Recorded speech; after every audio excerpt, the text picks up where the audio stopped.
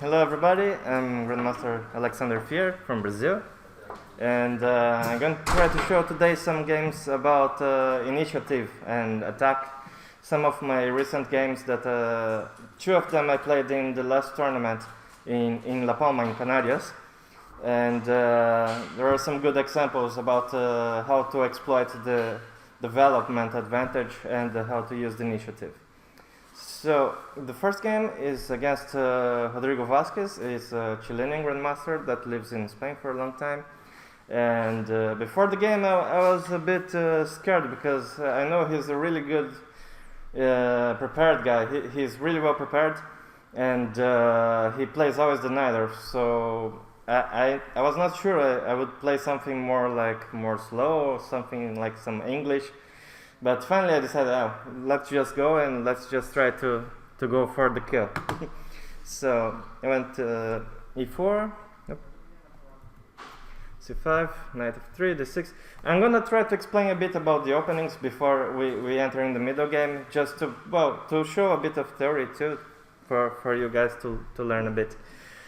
So d4 takes, knight c3, and a6. This is the Nidorf. Here usually I used to play bishop g5 mostly, and I played the game against him a couple of years ago in 2018 I think, with bishop g5, and that went really wrong. After the opening I just sacrificed the piece, he finished my attack, I had nothing anymore, and then I managed to hold the draw with the piece down, but it was a bit shameful. The problem if you're a black player in the Nidorf is that white can do basically any move. Any move here is decent. So for example, the main moves are bishop g5, bishop p3, f3, let's say h3 nowadays, and g3 is also possible, bishop c4, bishop e2, rook g1, a3, a4, h4 is a move, f4 is a move. Bishop d2 was played by Van Forest in a tournament recently. Yeah, it makes not much sense. Knight b3 was in fashion some time ago, bishop d3 is playable, queen d3 is playable. So, I mean, any move is possible. So if you play the Nidorf with black, you have to be prepared against all these things, and any of these moves, they're playable. That's the big problem of the Nidorf thing. But I went for the main move here. I went for bishop e3, which is the English attack. And sometimes, for example, yesterday I played the same position, and instead of bishop e3 I played f3. And there is a small difference between these two moves. First is that if I start with bishop e3, sometimes I can play some lines with f4 later. I can go queen d2 and long castle and go with f4. But in the other hand, f3 avoids some lines with knight g4, for example. That is a possibility here. And then after bishop g5, h6, there is some interesting idea that's to play bishop c1 here, and black goes back knight f6, and we more or less repeat the same position, but now the pawn is on h6.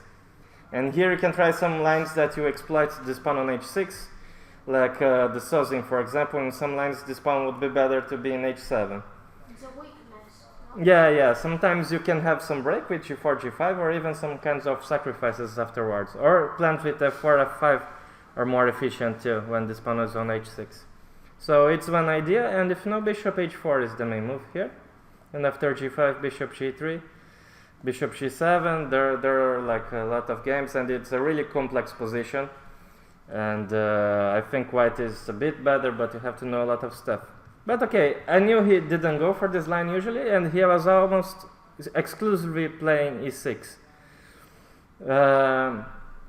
Nowadays e5 is the most common move, and it's the move he played in this game, and the move I played yesterday. But for example, yesterday in the last round of the Blitz, Korobov played against me knight bd7 here. It's a bit of strange move. It's a bit more flexible, let's say, but on the other hand it allows quick g4, because the bishop on c8 is not attacking the g4 pawn anymore. But anyway, I mean, this position is also playable, and later he played e6 and transposed to the normal lines with e6. So a lot of flexibility here. My opponent went e5, which was already kind of a surprise for me, and I didn't prepare it because he was always playing the same, And this time he decided to change, so I was not expecting this move. When knight b3, knight f3 is more of a solid move, like a more slow play, but knight b3 is the main move, and bishop e6. And here, the main line nowadays, the most critical line, let's say, it's f3 and h5. A lot of people is playing this idea of h5 is to avoid g4, and the pawn on h5 is a bit weak if you make a short castle, but usually you can finish to develop your pieces and start to play on the queen side before you need to make long small castle. So the king is safe on e8 for the moment. And in the other hand, for me, it takes a lot of time to manage to play g4. Let's say I need to go something like h3, but then he can play h4, and g4 is not really possible anymore. And if no, I have to go g3 first, and then h3, and then take out the rook and g4. It's really slow to manage to do this. So the main line here goes like knight d5, black takes, and go g6. If possible, black would like to change this bishop, because the bishop on e3 is really strong.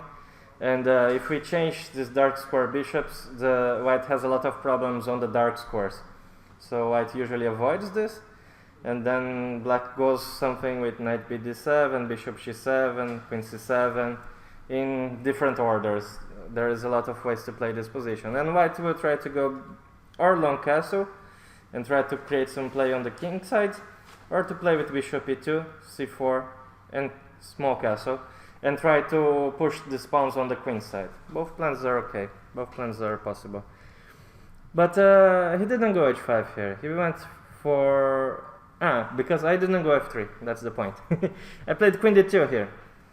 And now with the pawn on f2, it makes no much sense to play h5, because white can go immediately f4 in a lot of lines. And in the normal lines with f3, white still goes f4 sometimes, but in two tempi, no? So it's makes no much sense to avoid g4 if white is not threatening g4 yet. That's the thing. In the other hand, I'm not really scared of plans with knight g4 and knight takes e3, because this knight on f6 is important to defend this weak square on d5 for the moment. So after he takes on e3, I'm gonna take with the queen, and I have a good control on this central square of d5. So he went knight bd7, which is a normal move. Usually black always go knight bd7 and bishop e7 at some point. Or in these lines with h5, the bishop goes to g7. But in any other lines, the bishop goes to e7.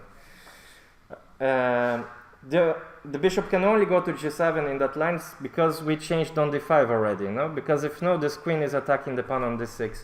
And also when I play long castle, I have good pressure on the d5, so the bishop has to be defending the pawn on d6. That's the thing. So I went long castle, and black played b5. He's starting to play against my king side already, and he's threatening some stuff like b4 and knight takes e4. This pawn is under attack right now. So I have to go f3 and defend this pawn. And now, if bishop e7, for example, castle g4, we transpose to the normal lines with a quick f3, but I avoided these lines with h5 that are quite topical nowadays. And strangely, this is the position I played in the round yesterday. I played g5, the guy b4 is one idea here, and there is a funny line here that black goes b4, knight goes knight e2, black goes out with the knight, and then f4, a5, f5, a4. Both players are attacking, no? And I cannot really take the knight here because black will promote this pawn on a2. I can promote my one in e8, but a1 is mate, no? So that's a big problem. So there is a lot of complications on this position, and usually some lines white goes with knight d4 afterwards and this kind of stuff. But usually black nowadays goes knight h5 simply and avoid all these things. And I went king b1, black goes knight b6. Since the knight on f6 is not anymore there, is not defending d5, he brings the other knight to control the d5 square. But then it allows me to go knight a5. And the knight is defending c4. And in some lines he's threatening to take this bishop on e7. The knight is good here.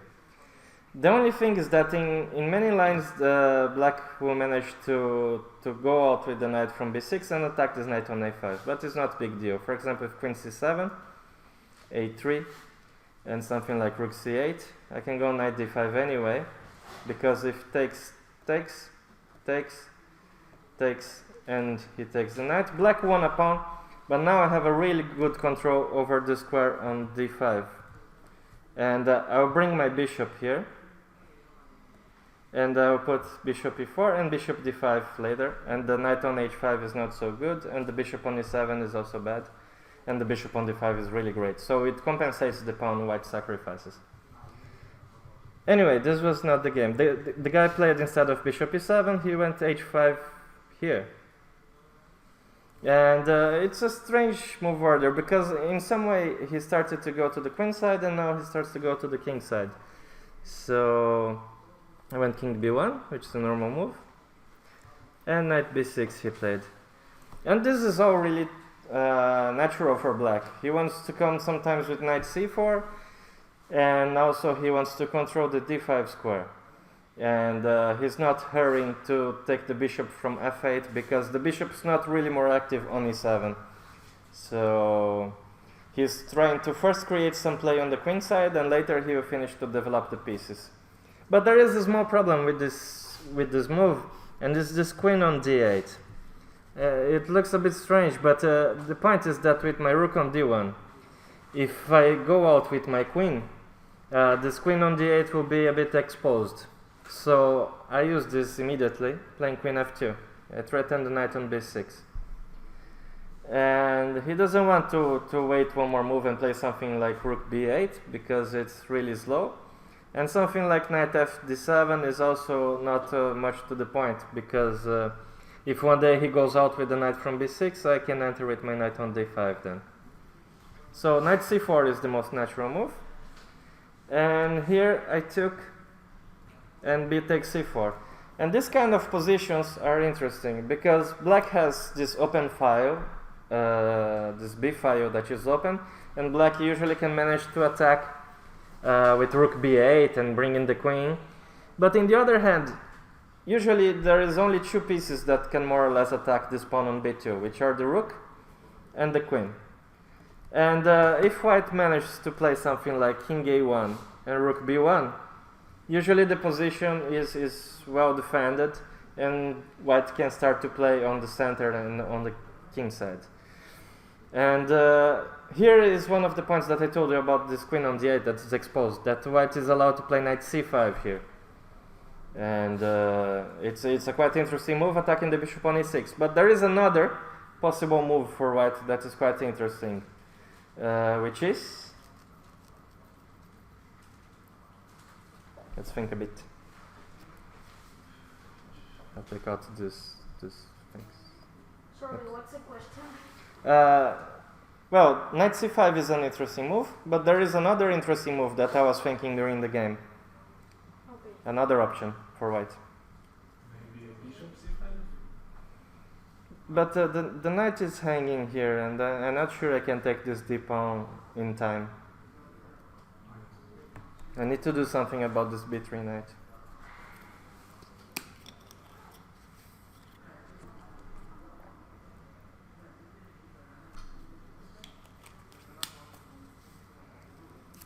Bishop b6. Bishop b6 is a possible move, but I think black will play something like queen b8, and I'm not sure. My bishop is a bit exposed on b6 too. But there is something to do with this idea.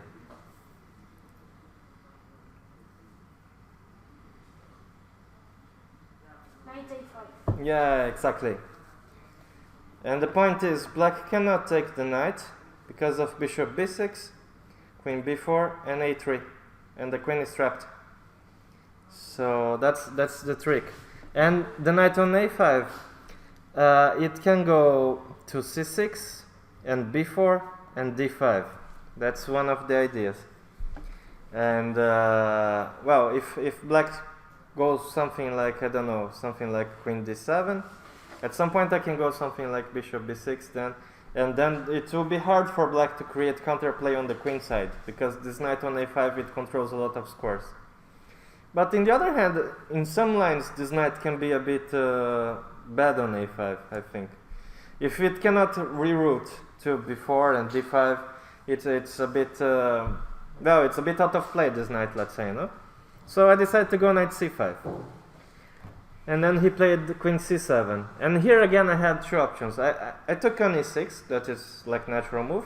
But I was also thinking again of playing knight a4 and bringing the knight to b6 and d5.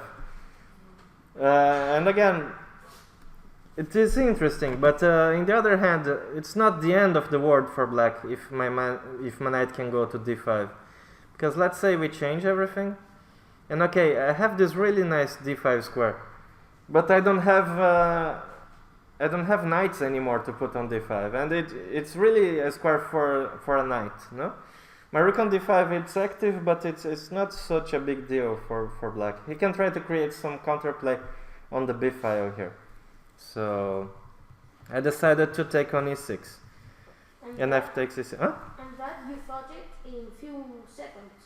No. Well, I was thinking a lot during this game, actually. Usually, I like to play fast, but this game I was really trying to understand. Because after knight takes e6 and f takes e6, black has this square under cover, and black is ready to start to create play on the b file. So I had to understand if I have enough counterplay to be faster than black in this position. Because if he managed to play rook b8 and queen b7 and d5, then the position can get really dangerous for white. So it was not so easy decision. And well, the point is, I need to attack somehow, no? But it's not so easy to attack. The first idea that comes to mind is to go with f4 here. But right in this moment, it's not so good to go with f4 because black has some knight g4 and he'll take my bishop on e3. So let's imagine white goes this, and knight g4, queen f3, and takes, and let's say even if he takes here and plays something like bishop e7. Black's king is still exposed, but my knight on c3 is not going to d5, so it has no really good squares for the moment. And the bishop on f6 is going to be really strong, making a lot of pressure on this diagonal. And together with rook b8, it will be really unpleasant to stop this. So I like to play f4, but for the moment this is not possible. I thought about something like h3, but it looks a bit slow also, no? I cannot lose too much time to create my plans, no? Because since this is kind of a race, actually. Black has some attack. It has like a direct plan, that is to play rook b8 and queen b7 and d5. And I need to create a counterplay on the king side. So both players are doing their stuff and they don't care so much about the opponent, no? So it's really kind of a race. So I cannot lose any time. So I decided to go queen g3 here, which is an interesting move. First idea is to play f4 and to avoid this knight g4 fork, no? And the other idea that I have is that in some lines I can go queen g6 check. So it's a multi-purpose move, and I'm not afraid of h4, for example, because I can go queen h3. The queen is okay on h3, and it makes some pressure on e6, and later I can go f4. And well, this endgame is not really nice for white. I mean, black has no big problems here because there's no attack anymore, so he can just go like bishop e7, bring a rook to d8, and play something like d5 one day. So queen h3, he played rook b8, he didn't go h4, and now I went f4. And the position starts to get really sharp. For example, black has one idea, that's to play queen a5 here. He could try to go queen b7 too, but let's say I go something like bishop c1, and now the b2 pawn is well defended. And if black takes this pawn, I have this nasty queen g6 check. and I take the knight. That's my trick, let's say. And if no, I'm just threatening to take on e5, and the black king will be too exposed. So he went queen a5, and well, the first idea is to take on c3 to use the pain, and second idea is to go something like queen b4. So the first natural move that comes to mind for white is to go king a1 here to avoid the pain. But anyway, black can go something like rook takes b2, and after king takes b2, queen b4, and the knight on c3 is gonna fall. So king c1, queen takes c3, and now my king is really exposed.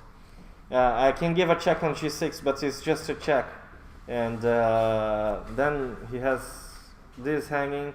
He has queen a1 ideas, so the position is really dangerous for white after he takes on b2.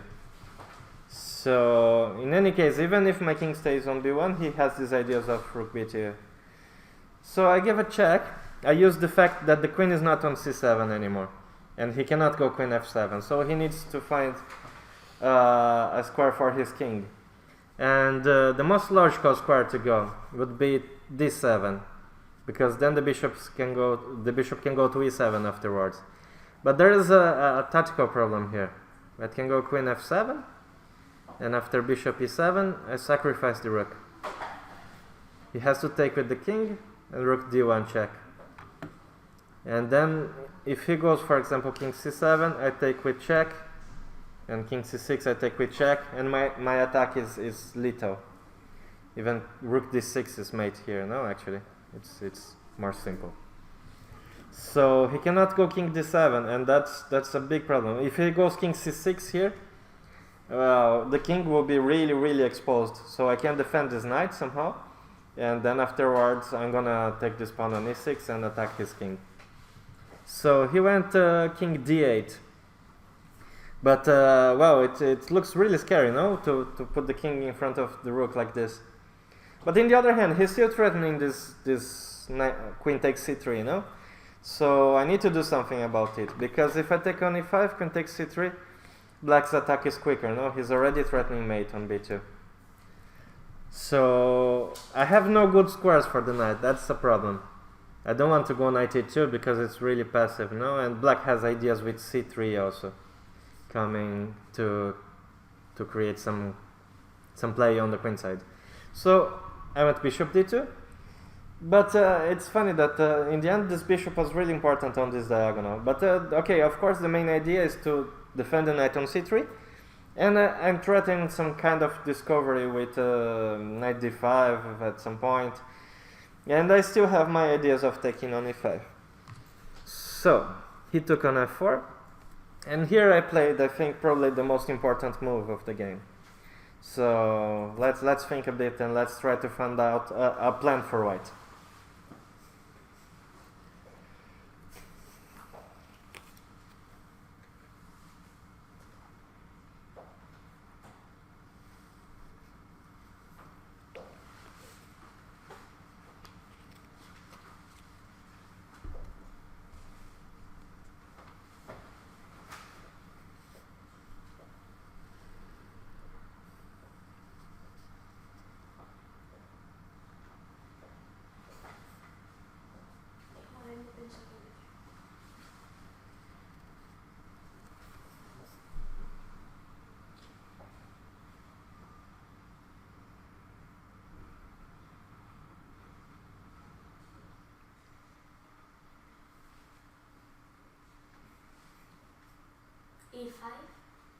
e5, exactly.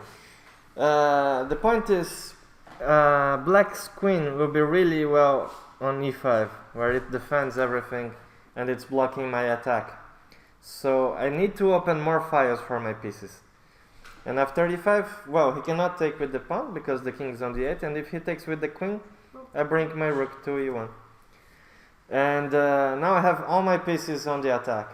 So the position is really interesting. I thought for a moment to go queen f7 first. That also looks interesting. And threatening rook e1 and rook e6. But the problem here is that black has this knight e4. And I cannot take the knight because there is mate on b2. So I was thinking for some minutes if I can play something like rook e1 here, and if he goes knight takes d2, I go king c1 and try to attack and threaten me on e6. He goes queen f6, I go queen a7, I threaten the rook on b8, I take on d2, and everything's well. And if he takes on c3, I wanted to go king a1. And I keep attacking the queen on e5, and again queen f6, queen a7, and I threatening bishop takes c3. It's really messy. But but the problem is that in some lines this b2 pawn is going to be a problem again. So in the end, for one detail, it doesn't work. So I decided to go rook h1 first, but here I give the option of black playing queen f5, and when I go queen f7, black can try to go knight d7 here and force the queen exchange. That's why I was trying to do something else. But the problem is that after I go, for example, queen takes f5, e takes f5, and the bishop f4, black has 6 weak pawns. All the pawns are bad here. So at least I'm gonna get 1 pawn back, at least. For example, if he goes like king c7, I can go either rook e6 or rook d4 or knight d5 check. My pieces are really active, and he still are not he still didn't finish to develop the pieces basically. So even in an endgame it's possible to create attack and to use the initiative. Even with a reduced number of pieces, it's still white is much better because the pieces are much better placed, no? So he tried to go e5. He was greedy and he was trying to defend everything. And well, he's trying to go something like queen d7, let's say. And if, for example, I play like a natural move like queen takes c4, he goes king e8 back, and queen takes a6, king f7, and finally the king is safe, or bishop e7 or king g6, and then black has this strong center, and he will start to attack on the queen side, and my attack now is not so dangerous. So I knew that I had this option to try to get these pawns back, but I realized that well, you have to keep the initiative going. So I decided that I want to go for the mate simply, no? And the main point is that black is trying to defend with queen d7. So I had to find a move here that kind of deals with this idea of black. It's a move that it's aimed against queen d7. Let's see what we can do. Knight d5. Knight d5 was my first idea. Yeah, that's nice. But the problem is, after queen d7, it's not so clear what I can do here. I can go bishop a5 check, but black plays king c8, and I can go knight b6, but he takes, and my queen is hanging, so I need to change the queens first. I cannot go queen c4 check because rook c6 defends. And if I change, he takes with the knight, defending the rook on b6. So here we have problems. Then knight d4. Knight d4. The difference between knight d5 and knight d4, that's what I played, It's knight d5. is that after queen d7, now the knight is not on d5, and the knight was on the way of the queen to take the pawn. So here I can simply take, and after king b7, I go knight c5 check, and I take the queen, and I'm still attacking. That's the thing. I still can go like queen d5, and if king c8, queen c6 is mate. And if no, I take the knight and I keep attacking. So knight e4 was a really good move, and I'm threatening bishop a5 check, and queen c7 mate, right? So he had to go rook b5 here. And now how we finish him?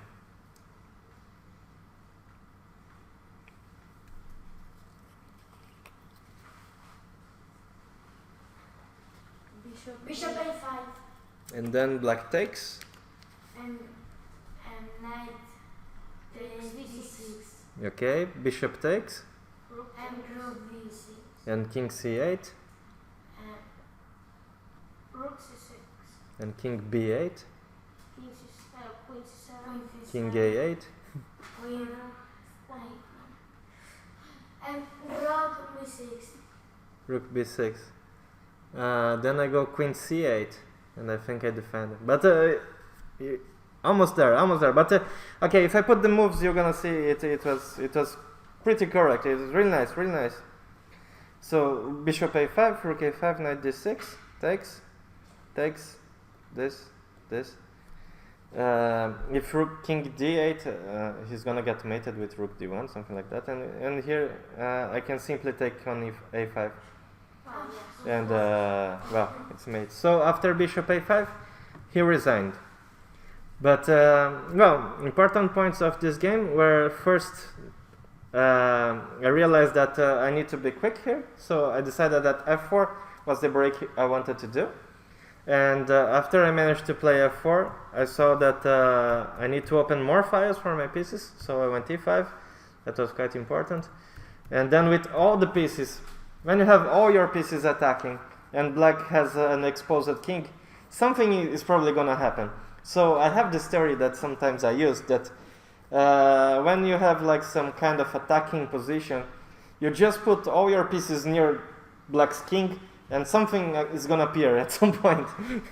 Even if you don't see like exact mate, sometimes just with a lot of pieces near the king, it's enough to create something at some point. So, and then this knight a4 and bishop a5 was like what appeared, let's say. So that's the first game I'm gonna show today. So let's go to the second. What a carnage. Second game was in the same tournament. A couple of rounds later, against young kid. I think he's like 15, 16 years old, but he's quite strong. He's 2400. So I went e4. What? No, a boy with long hair. No. He has hair. He has some hair, I think. Yeah. He used it to play Caro-Kann. So again, I got surprised on the first move here. No, I thought he could go e5, but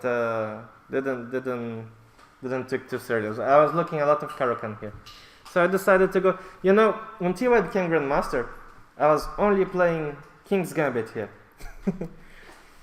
I spent many years only playing King's Gambit until I reached 2500. And then I decided, okay, let's play something of big person, like adult lines. So I started to play Rui Lopes. But still, sometimes I still play the King's Gambit. I went to play a tournament in United States last year, and I won a nice attacking game against Mihalevsky, that's his Israeli Grandmaster. So he went knight c6 and bishop b5. a6, bishop a4, knight f6. So far everything is normal, no? Bishop e7, rook e1. I'm threatening to take on c6 and take on e5, now that e4 pawn is defended. So b5, bishop b3, d6. And many times when I was starting to play Rui Lopes, many times I forgot about this 6 idea, which is defending the e5 pawn, strangely, and I played some h3, something like that. And then black can simply play knight a5, and here take my bishop on b3. It's kind of sad position without this bishop. For two reasons, actually. First, my bishop is really nice. It's a good bishop. I want to keep it. And second thing is that the knight on c6 in most of the Rui Lopes, they are not really well placed. So, for example, in the line he played, we're gonna see black reroutes the knight. And usually this knight needs to go to a5 or b8 afterwards, because on c6 it's not a good square for this knight. So c3 here is called for. And that's the thing. If black goes castle first, then the pawn is not defended on e5. So he cannot go knight a5. So he can go something like h3 here, for example. And it's called, well, it's the anti-marshal, no? So c3, castle, h3. And I always thought when I was young, I never understood what was this dance of the Rui Lopes. Because usually white's plan is gonna be bishop b5, bishop a4, bishop b3, bishop c2, bishop d3, and bishop f1. So you use 1, 2, 3, 4, 5, 6 tempi to bring the bishop back to f1. And for me, it doesn't make any sense.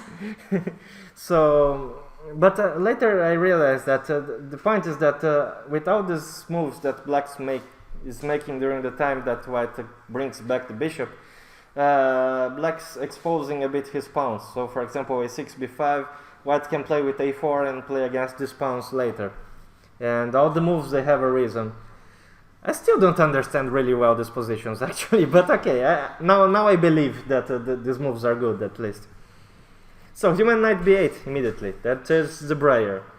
The same way I said about the Najdorf, here the thing is that black has many moves black can play. So black can go anything basically here. So h6 is a move, like knight a5 is the chigoring, bishop b7, rook e8, a5 Zaitsev was playing, knight d7, rook b8, anything is playable here. But knight b8 is considered one of the most solid lines. The thing is that the knight will be well on d7 and the bishop will be well on b7, rook e8, bishop f8, all the pieces have decent squares and the position is really solid. It's not easy for white to create some kind of break. So d4, I use the fact that the knight is far from e5 to attack this pawn. He goes knight d7 and knight b d2. I want to bring my knight to f1 and g3 or e3 in some occasions, and well, eventually to try to go to f5 and or, as I said, bringing some pieces near black's king basically. And any other square, the problem is that the knight is on the way of some pieces. Here is on the way of everything. On f1 the knight is not really active, but on g3 it doesn't spoil anything, and it's well there. So it's a really natural move. And here is important about the move order, because black needs to play bishop b7 and rook e8 and bishop f8. But if you go first rook e8, you have this small problem. No? Bishop takes, king takes, knight g5, and knight e6. Important thing to know. So it has to start with bishop b7, so he can have a square for the queen, in case of same thing happens. And also I cannot bring knight to f1 immediately because this pawn is hanging now. That's a problem. So usually white has to make something that it's a bit sad. That's to bring the bishop to c2, to defend the pawn on e4, to bring the knight to g3. And the bishop is more active on this diagonal, of course, but there is no other good way to defend this pawn on e4. That's the problem. I could try to go something like queen c2, but these pieces are a bit strange on the queen side afterwards. So bishop c2, well, this is all theory, just explaining a bit of the plans for both sides. So rook e8, knight f1, bishop f8 and knight g3. Again, after bishop f8 he's threatening to take on d4, and the pawn on e4 is hanging again. So knight g3 defends the pawn. Everything arrives on time, but for both sides. I managed to bring my knight to g3, he managed to play his moves like bishop b7, rook e8, bishop f8. Everybody is happy basically. And g6. And here there are two basic plans, like two main plans here. Three actually, but two popular plans. One is to go with a4 and try to create some play on the queen side already. And the other plan is to go b3 here. It's a bit more slow. And sometimes you bring this bishop to b2, and later you can go a4. But first you finish to develop your pieces. And the bishop on b2 looks a bit strange, but it's really possible that white's gonna play c4 or d5. This bishop won't be locked by this pawn on c3 for too long. So, and there's other ways to go bishop g5 here immediately, without touching the queen side. But here there is a small problem, which is h6. And I have no good square for the bishop. Bishop h4, black has g5. And maybe I could try to sacrifice here, but probably is not enough. Black is well placed to avoid the threats here. Still looks a bit scary, no? But I think black can go something like queen c8 maybe, and then bring out the knight to h7, and still looks a bit interesting. I'm gonna check this line later. And okay, bishop e3 would be the natural square. Always when black plays h6, white wants to go bishop e3. But in this case, this pawn on e4 is hanging again, so it takes d4. And I cannot take with the knight because the pawn is hanging, and if I take with the bishop, he has c5. And I cannot go to e3, I have to give my bishop, and then black is totally fine. So white usually goes bishop d2 here, but it's not a good score for the bishop, no? So it's better to wait a bit to take out this bishop from c1. I went a4, and black usually goes c5 here, and d5 and c4. And it's really important that black wants to play c4 and bring the knight to c5 to create play on the queen side.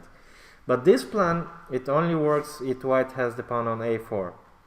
If the pawn is on a2, this idea is usually bad because white can go b3, and after cb ab, white have b4 after knight c5.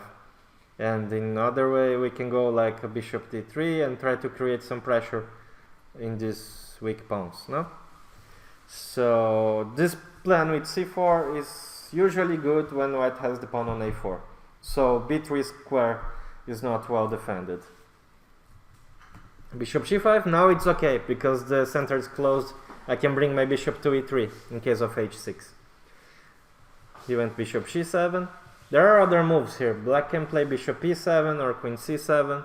There are other possibilities, but bishop g7 looks like a natural move too, no? And here I went knight h2, which I think is not the most popular move. White usually goes queen d2 to avoid h6. But I wanted this idea, I like this idea of trying to bring the queen to f3 and the knight to g4 to create some pressure on this diagonal. It's all really interesting, this idea. And the knight on f3, it's not doing much, so it can reroute to some interesting squares. g4 is usually the squares he wants to go. So black went to h5, avoiding the plans with knight g4. But in the other hand, now black's structure is a bit more weakened. And basically white's plan is not go knight g4 anymore, but at some point I should break with f4. It was not the case in the game, but I was thinking about it. But the problem with f4 is that after black takes on f4, let's say, black will have a nice square for this knight to go to e5, and also this bishop is much stronger when the pawn on e5 is gone. So white needs to be really careful about when to go f4. I need to prepare it really well. And black is trying to create some play on the queen side, but it's also not so easy for black to do something here, because black is not really better on the queen side. So sometimes he tries to go queen c7, knight c5, and try to go something like b takes a4, but it it a bit ruins the structure on the queen side for black too, no? And the big thing is that this bishop is quite bad for the moment, because it's hitting these pawns that are not, it's not really serious, no? And so in many lines black has to go back bishop c8 to try to defend a bit the king side. So it's a really complex position. It looks like a bit positional, a bit boring, but things are gonna heat up in a moment. So I went knight gf1 here. This is other thing. With the knight on g3, I want to go to f5, but black plays g6. And now this knight is not really doing anything anymore. It's not defending e4, because now the center is closed, and he's not going to f5. So it goes to f1, and it has the idea that he can go to d2. And after knight c5, this knight controls the b3 square. That's important. And also now with the knight on d2, the plans with b takes a4 are not so good anymore, because this pawn on c4 will be hanging. So it's a multi-purpose move. And since black is not doing anything really quick, I have time to rearrange my pieces to try to create a more harmonic setup. So queen c7, and I went knight d2. and he went knight c5. All natural moves for the moment. And here, okay, he's trying to go in some lines with the knight to d3. This is slightly annoying because I don't want to give my bishop on c2. It looks like it's a really bad bishop, but it's still, if one day the position opens, mainly with f4, this bishop can open too and start to help on the attack, no? So I want to control this d3 square. So I played queen e2, which is also normal. And then he went knight h7, kicked my bishop out. I went back, and he went queen d7 here, which is a move that until now I could not understand what he was trying to do here, because he's not really trying to go f5, I think, because, well, I'm gonna take and this pawn is hanging, so I'm not sure what this queen is doing on d7, but okay. Anyway, the position is locked, so it's not a big problem to lose some time doing stuff, no?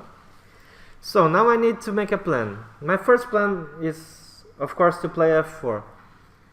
And now it's a bit more interesting to go f4 because both of the knights are far from e5. So when he goes e takes f4, he cannot put a knight on e5 immediately. He needs to take some time to bring the knights to this nice square. But on the other hand, I have some problems because if I go f4 directly, for example, he can take and take on d5 because my queen is on e2. So I cannot do it immediately, and I would like to have my rook on f1 when I play f4 to create some pressure on the f5. Is it a good idea taking knight on c5? Yeah, this is an interesting question. It's really double-edged. It has a lot of pros and cons. I was thinking during the game about this because now black's structure is worse. He cannot go b4 never or something like that. But on the other hand, this bishop on e3 was also important, no?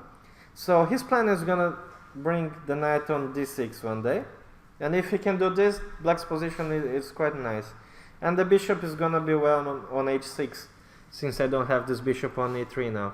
I was thinking here about trying to break immediately with b3 on this position.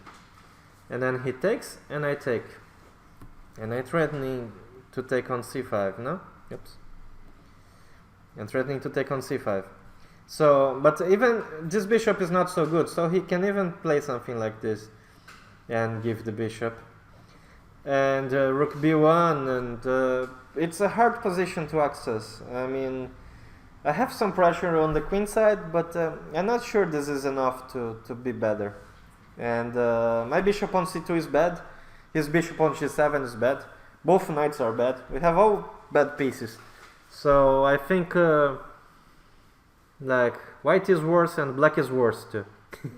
It's a bad position for everybody. So I decided to not take, but it's also possible. There are many lines when this happens, when bishop takes e5 happens. And it's again another option that it appeared only because he played queen d7, no? That I don't really understand. I was thinking about something like queen f1 to go out from this rook from e8 and try to go f4. But it would be much better to have a rook on f1 instead of a queen on f1. So I was not really sure about what to do. So I played rook f1. My rook is there, it's preparing f4 one day. And now I have sometimes the option of taking with the rook on e4, on f4.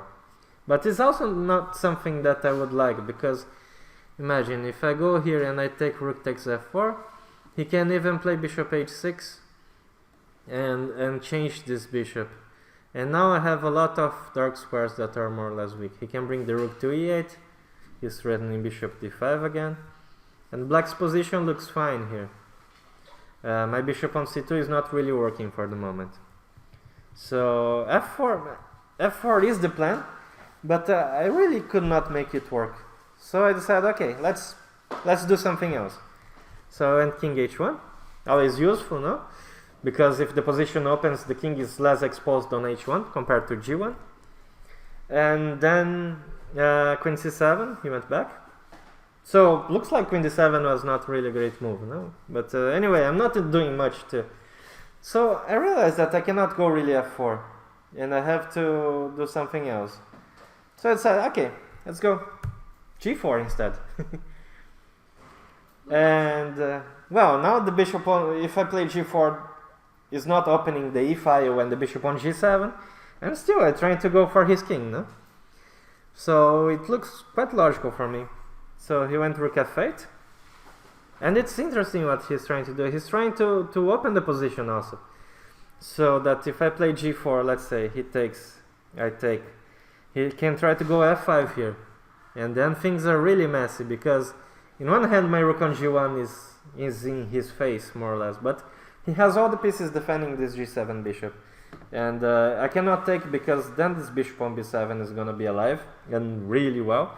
And if no, he's gonna play f4, and he's gonna lock this king side, and my bishop on e3 has no good squares to go, no?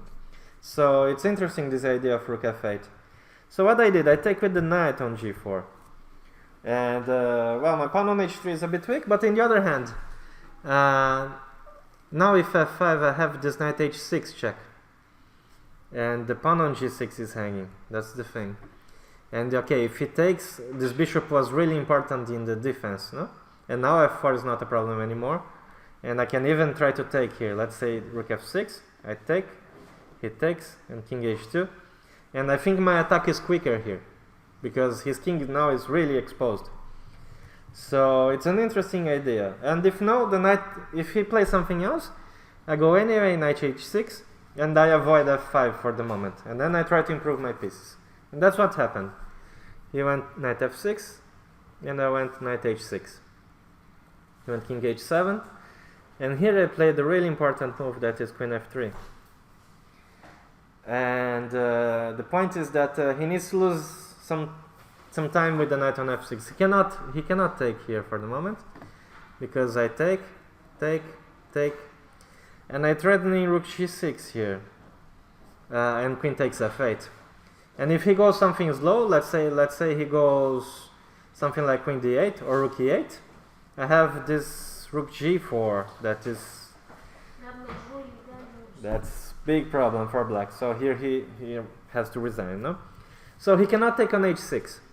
And one of the problems of these lines on the hooklocks is that sometimes the pieces on the queen side, since white has space advantage, sometimes the pieces on the queen side, they cannot help the pieces on the king side. So one of my ideas here is actually to play knight f5, and g takes f5, queen takes f5, and rook takes g7, and I bring all the pieces to the king side. And the knight on c5, the bishop on b7, the queen on c7, they cannot really help, because they cannot reach this king side so easily. So that's why I wanted queen f3, to be able to play knight f5. So he went rook e8. He waited a bit and tried to defend this rook. And here I went knight f5. And if he takes, I take. Let's say king h8. I can take. Takes. And well, rook g1 should be quite enough. And I take on f6. And there are many mates here, no? Like I can choose the mate I want to give. So he cannot take the knight for the moment. But this knight, it can take this bishop on g7, that it's a good defender, no? So he went rook h8 here. He's trying to, if I play knight g7, he goes king g7, and then the position is not so clear. The rook on h8 is gonna be annoying at some point. So I went bishop g5, keeping the pressure, and he went knight d7 here. And here I found a really nice plan, that is to bring another knight, knight f1. And the point is, I want to bring my knight to e3, and then I take on g7, and then I go with another knight to f5, and I keep attacking.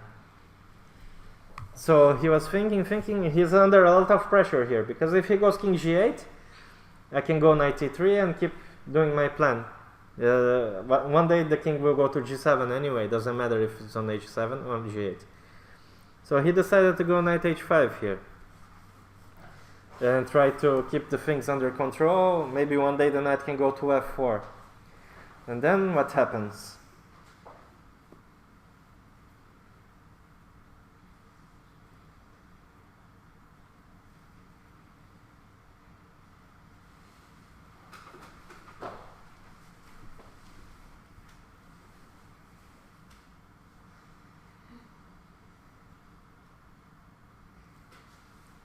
Bishop d8.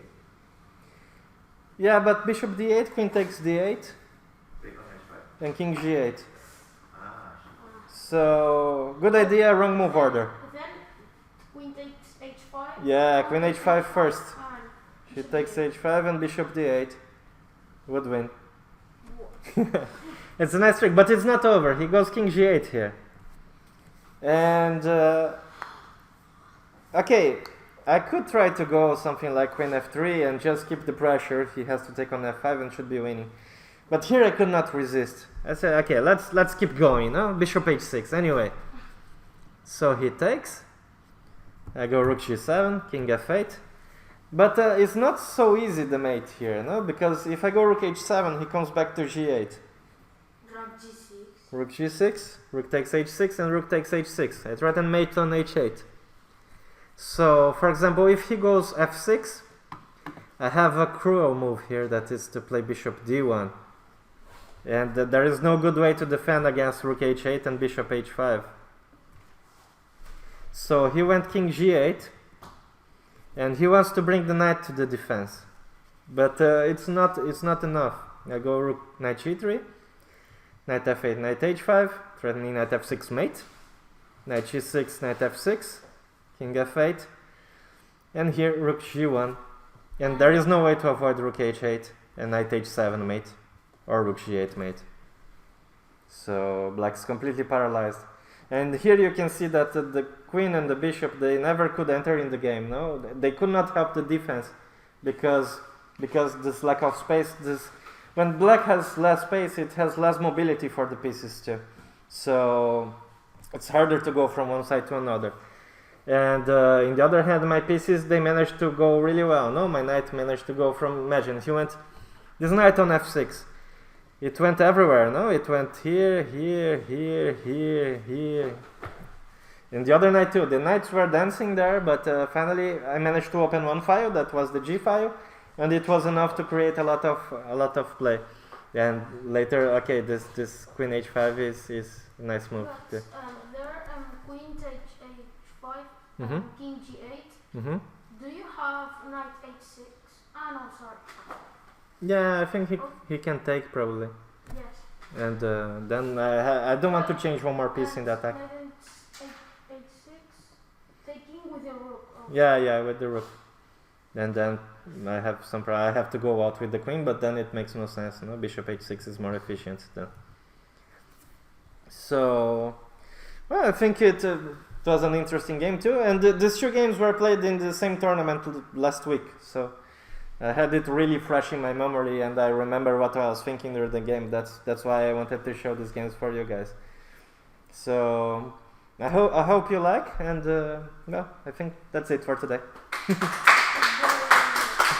Thank you.